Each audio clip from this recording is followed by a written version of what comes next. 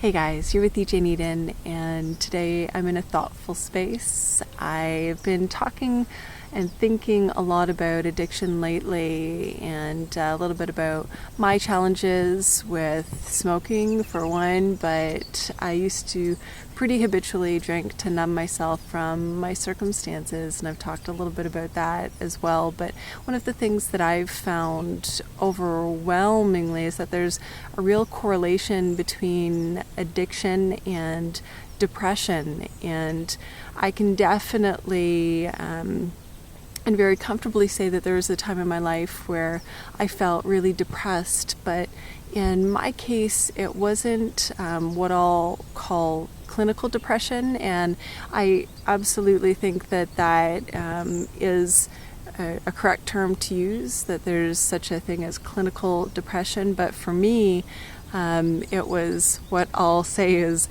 circumstantial depression, and my depression was really just an overwhelming sadness about my circumstances and feeling very hopeless and helpless about those circumstances. And one of the things that I've really had a huge internal debate about is medication and depression, because for me personally, there is no type of or amount of medication that could ever change my circumstances. And it's been through a lot of other efforts that I've been able to lift myself up out of depressing circumstances. But when I look at the struggles that others are having with addiction and with depression, I wonder, is medication really the way? And is it a clinical depression that they're suffering from or with, or is it a circumstantial depression that isn't going to be solved through any form of medication? So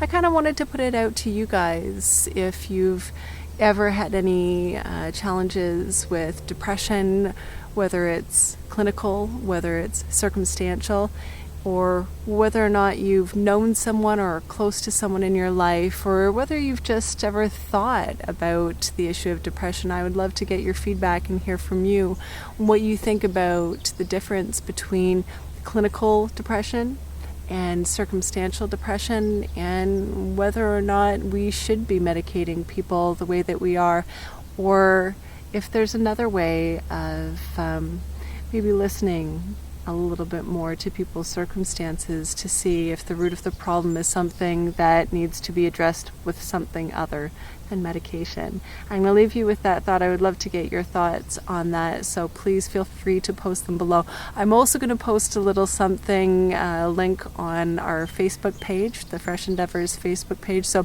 feel free to find us over there and comment to your heart's content. I would really appreciate it. Thanks so much for coming and checking this out today.